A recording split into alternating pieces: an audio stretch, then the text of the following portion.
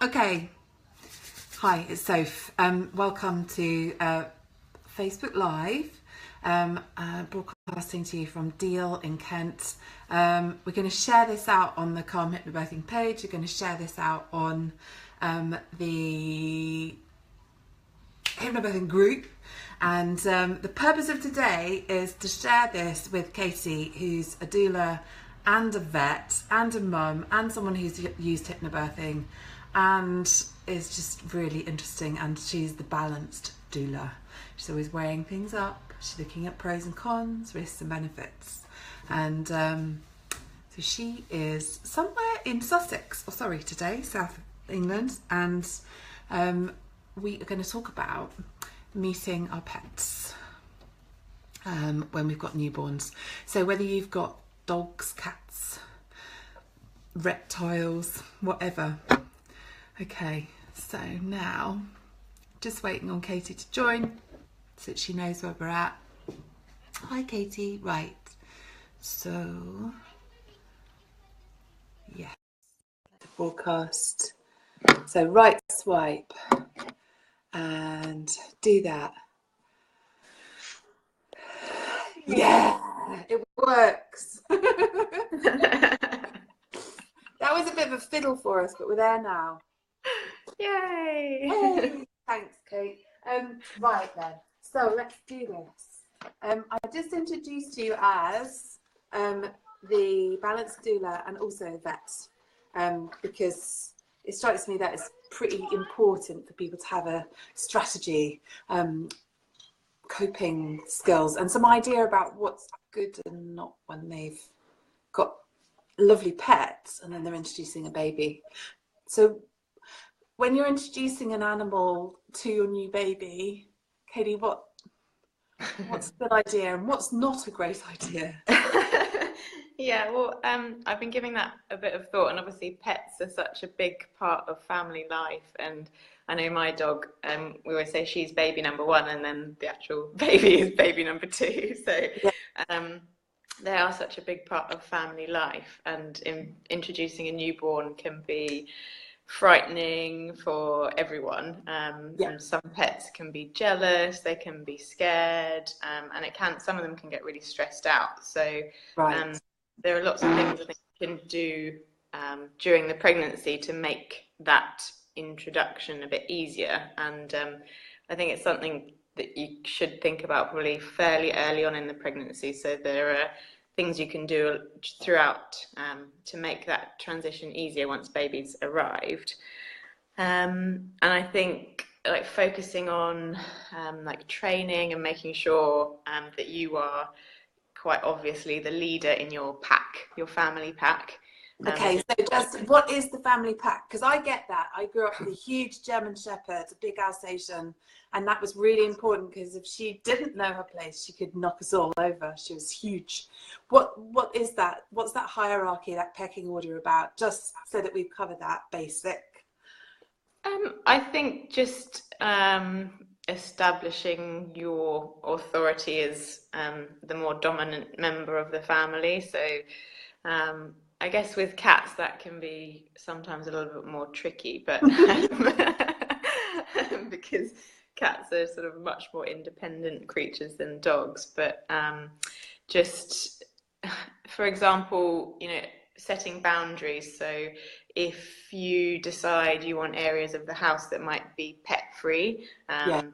making sure you establish that sort of early on, so that and the animal will respect your sort of authority on those things, and training and commands as well. So things that again, I guess is more relevant for dogs, but if you think about things that are going to be really important for when you've got a baby or a young child, like sit, stay, or drop.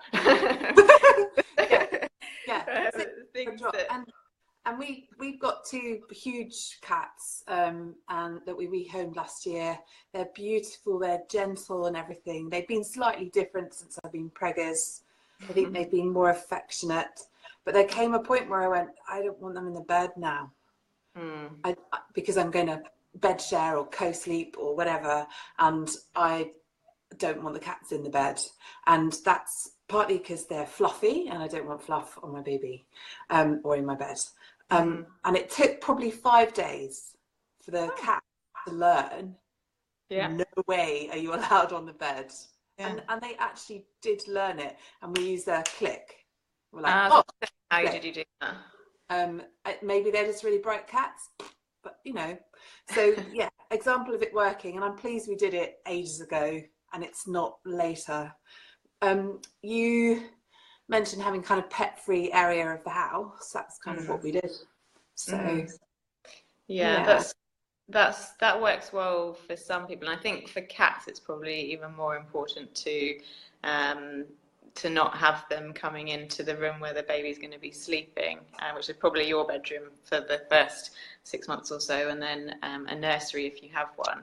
I mean, our dog, I mean, she's quite a big dog, and she does come into our bedroom, and where the baby sleeps, the dog does come. So I think another good thing to do is make sure in every room of the house that you're going to be in, you have an area that is the pets area. So either a little bed, a little bed really, or sometimes people have little crates or something that is just for the pet, so that they know that that's their safe zone, which I think will also be important when the baby gets bigger and is crawling around and toddling around.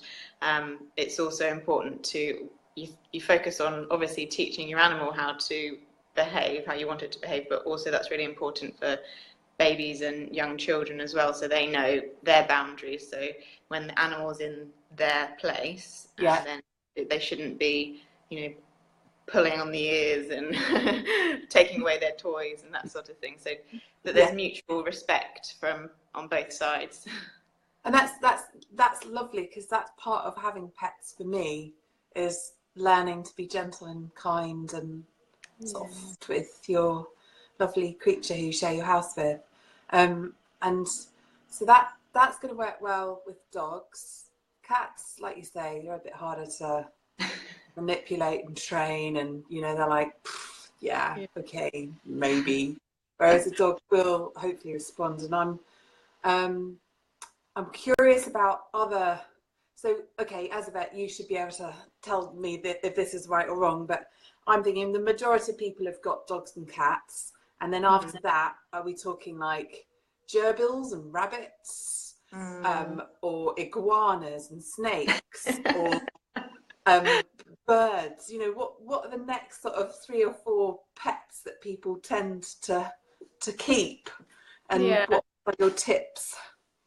I guess the most common other pets would be like small furry animals like rabbits and hamsters and gerbils and things, which in a way that might seem easier, because I certainly wouldn't recommend any babies or even very small children playing with those sorts of animals until they can understand a bit more of how to handle them, because those sorts of animals are much more vulnerable to being pulled and poked in a way that they'd be much less understanding than cats and dogs. So again, I guess for those sorts of pets, it will be just making sure you maintain hygiene if you're touching small furry animals and then picking up the baby. Just make sure your hands in between. Washing your hands, and keeping the cages clean. Keeping the cages clean, and can I segue into baby moon, because that seems like a good point. Like, so the time after you've given birth, the time when you're just meeting your baby, and you're getting your feeding established, and hopefully you've got support. Okay, what's the plan for cleaning out cages? Who's going to take the dog for the walks? Who's going to play with the cats? If you are feed. What worked well for you and Fred and little Athena? What did you do? Well, I think that's a really good point because I was going to say that having a postnatal plan that involves your pets is really important. And even though you think you might think that that's more important for dogs, for example, because they need walking, but for cats, it is also really important because cats are so sensitive to feeling stress, and if things in their routine change, then Yeah. it can really stress them out. So if you are normally the person that gives them all the love and cuddles and feeds them and all of those sorts of things, then you probably won't have the time for that in the early postpartum period. So It's true, isn't make it, it? Realistic about this to people and yeah, say, when your baby comes, you might be feeding them 8 to 12 times a day, and those times roll into each other sometimes with cluster feeding. And it's like, I'm really busy. mm, And I need some support from somebody else to do that. And I don't know whether we're talking a month or 6 weeks or what, but yeah, have a plan for it. Don't just wing it. yeah, don't just wing it. I'll be all right. Yeah.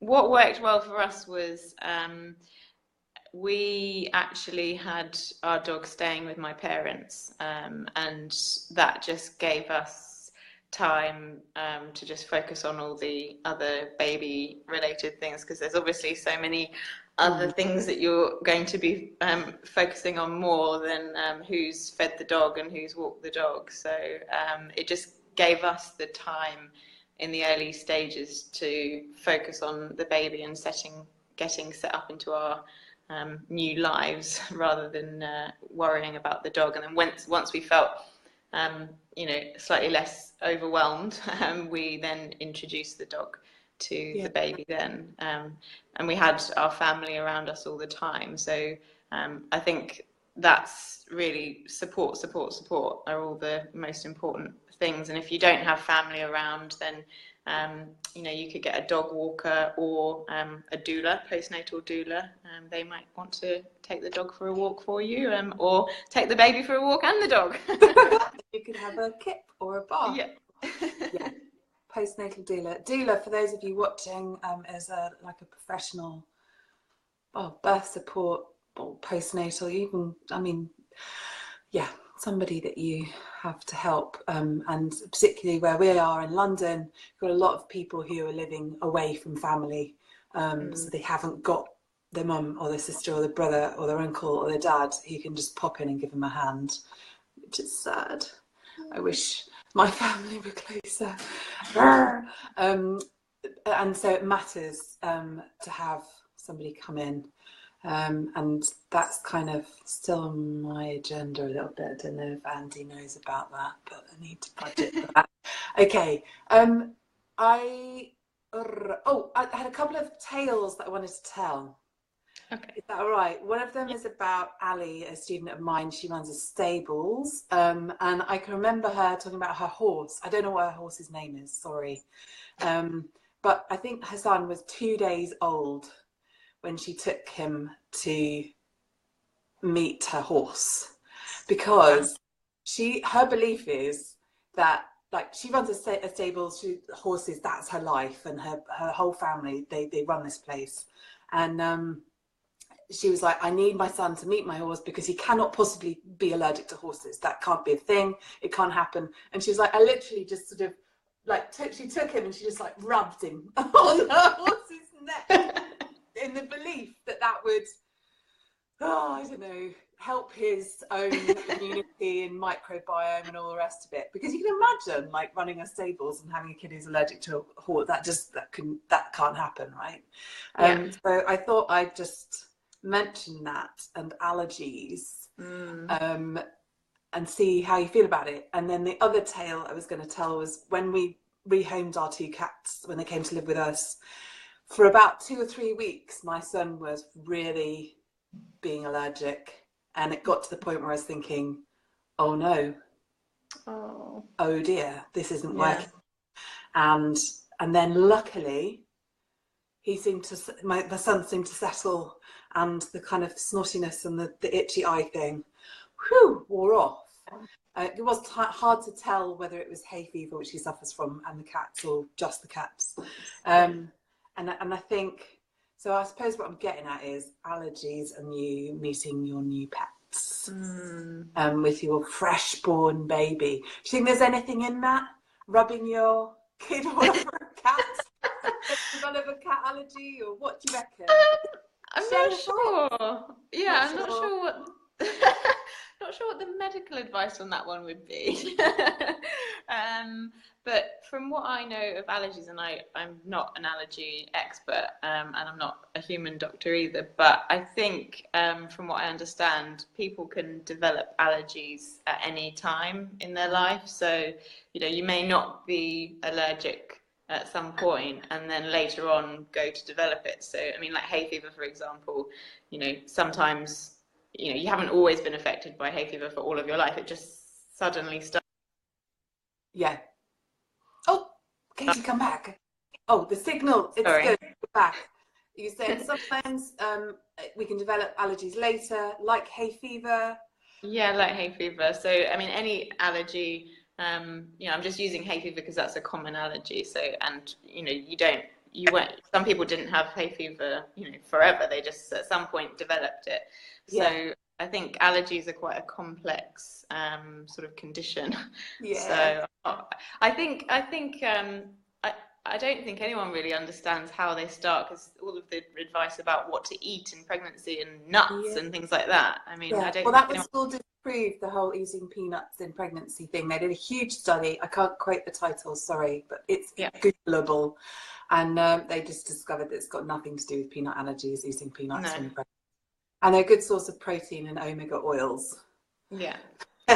Although I've realised they really contribute to my pregnancy biliousness and sickness. So I've been trying to cut them out, which is horrible because I love a good spoonful of peanut butter. But one thing that's sort of linked to the allergies is about the immune system. I think they have sort of shown that children growing up in a household with pets tend to have a more sort of sturdy immune system than people that aren't exposed. Because not to say that animals are always really dirty, but they do obviously bring in extra microbes into the house. So, and sometimes worms. Gross. So, what's your advice on that? Yeah. So that's a really good point, that I think anyone that has pets should definitely take notice of, the sort of major veterinary points to take into consideration. So worming your pets is going to be really extra important if you have young children in the household, because there are some worms that can be passed from the animals, from their poo, into humans. But children are obviously much more vulnerable because they're always putting their hands in their mouths and not washing their hands in the same way that we might. It's the same for adults. If you're actually gardening, digging around in the soil, then you can also be exposed to these same worms. It's just you tend to not put your hands in your mouth as much as little kids do. It's what I do when I come in from gardening. I wash my hands, or I wear gloves, especially when I don't. Yeah. And as you were talking about that, it just made me think about foxes and fox poo, because there's a nasty thing in fox poo, isn't there? They can make you go blind. And I know where we live, we have foxes come and do their do in the garden. Luckily, not so much now. I hope that stays the same. But I know that a couple of doors down, they prefer to do it in her garden. Interesting. I know. What is it about her garden? Bonus for me, maybe. But the washing hands thing is important. Yeah, that's and really yet exposure to grubbiness. Because it's interesting you mentioned the fox poo, because it's the same worm that is carried by foxes that cats and dogs carry. So it's called Toxicara. So you have to, obviously you can't necessarily stop foxes coming into your garden, although apparently male urine deters foxes. So if you have a man before you go to bed at night, go outside and relieve water yourself. the plants. Okay, I've done it. That's a tip. blokes. I didn't like go and squat in the garden. I would do and then I would water the garden because I was a single parent and there wasn't a man around to do Yeah. that. Okay. But on the worming, I don't think I mentioned what you should do, but your cats and dogs should be wormed every 3 months, and you should also make sure that you get the worming medication from a vet, and because there are worming, not the stuff in the supermarket, because it just doesn't work basically. It's not, doesn't have the right. Can you just walk into the vet and buy it, or do you have to pay for a consultation and get a prescription?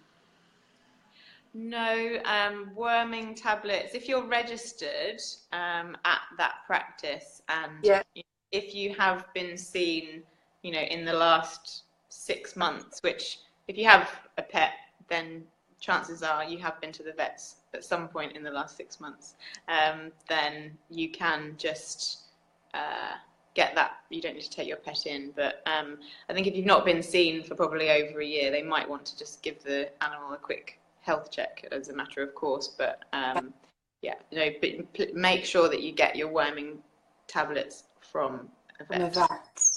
That's right. And the same goes for the flea treatment as well, because you can buy lots of things over the counter that actually don't work. So then you just end up wasting money, because you're then having to buy something else and it's not actually treating the problem. So that's interesting. Oh dear. Oh well. Market. And what about? Okay, so I've not really got any experience of keeping reptiles, but one of my friends, Michaela, she's got 1 rabbit, 4 cats, a snake, and she feeds that frozen rats and stuff. And, is there anything about keeping reptiles? So dogs and cats, you got worms. Is there anything about reptiles? I haven't thought much about that, because I'm not actually a particularly experienced reptile vet. Okay, right.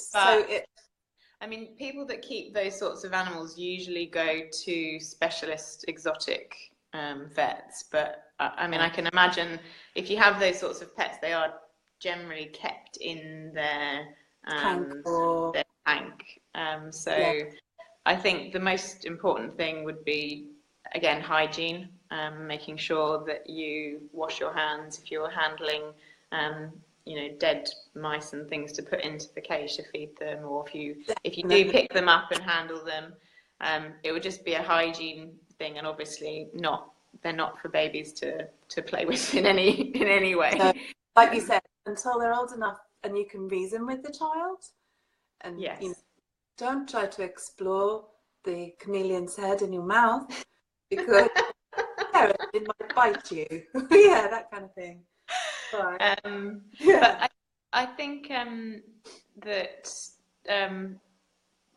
things. I'm not sure. With those sorts of animals, their routine might not change as much, because you don't handle them probably quite so often as you would a cat or a dog. And actually, I just thought of one other thing, which was to try and reduce the stress of introducing the baby sort of into the household, and everything changing all at once, which I wanted to mention earlier, but I forgot, because we talked about making the change gradually, like during the pregnancy, and things you can do. And I also wanted to mention getting out the sort of baby equipment and baby stuff, like little by little throughout the pregnancy, because again, cats and dogs can get quite stressed if you're moving boxes and unpacking things. It can make them feel really uneasy. So if you get the cot out, or the high chair, not that you're needing the high chair straight away, but it's just little things like that, or the baby bouncer, and so that it's not just everything all at once when the baby arrives, and then the animals can sort of sniff it and understand, you know, okay, this is a new thing in my house. You're not just bombarding them with the new baby and all the new stuff, and Yeah, stressing them out. stressing them out. And the plug-in thing that you recommended to us is Yes. really good, soothing Yeah. them. It's a bit, I don't know, what's the new one called? Can you remember, Andy? It's Pet remedy. Pet Remedy, or pet, was it pet remedy? Pet remedy. And it's got essential oils in, but it's also got something else that smells a bit like sweaty dog. But it, you know, it seems to work. Yeah. Yeah, there are a few things you can try. So you can get those plug-in diffusers which have pheromones to relax the animal. So there's cat ones, so there's Feliway or a Pet Remedy, or for dogs it's DAP, dog appeasing pheromone, and I got that for my dog. So you get the plug-in diffusers. You can also get collars. You can get spray to put on their bed. You can get sort of calming tablets, which you can get from the vet, but they're not actually a prescription drug. They're sort of like supplementary, like not homeopathic stuff, but it's not actually a drug as such. So you can get that, and it's supposed to help stressful events like fireworks or introducing babies. Yeah. Yes, fireworks. We had some where we're staying last night, and all the poor little dogs, you could hear them all stressing.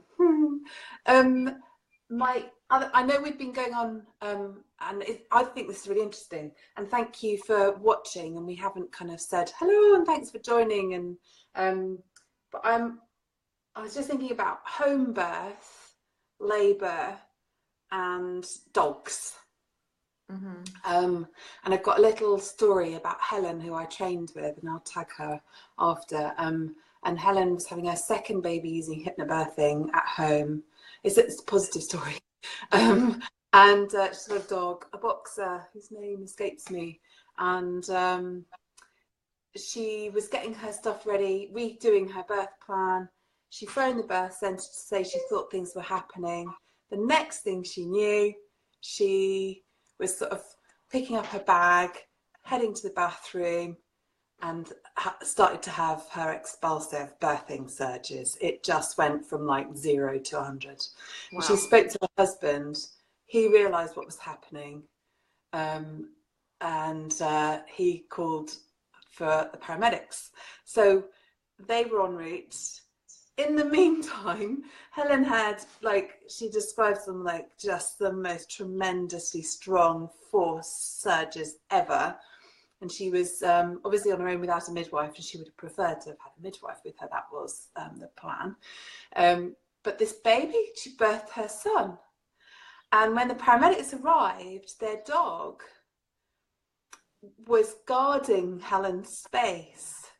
Oh, wow. Because she obviously realised that Helen had just given birth, and in mammalian brain world, it's like, whoa, protect, you know, don't let anyone near the little one. And apparently advice paramedics would give if they were going to a BBA, a birth before the arrival of the midwife or whatever, is put the dog in a separate room from the birthing woman and the baby, because they will be protective. They were like, who's this stranger? I mustn't let them near my owner in her vulnerable state. I like that story. Oh, that's so sweet. We had our dog at home with us, and we had the birth pool in the living room, and the dog was there, and I found it really comforting, actually, to stroke her, and like through the contractions and surges, it was.